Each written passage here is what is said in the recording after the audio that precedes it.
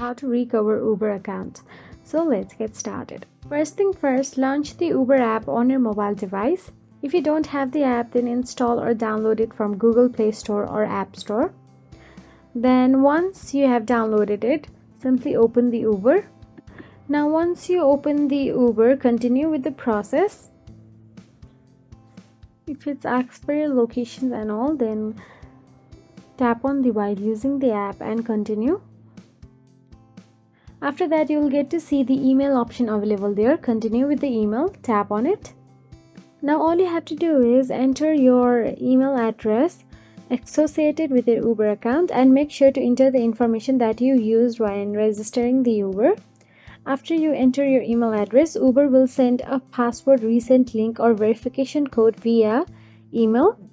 After that, if you receive an email, you'll have to enter the code and all, and you will be prompted to create a new password.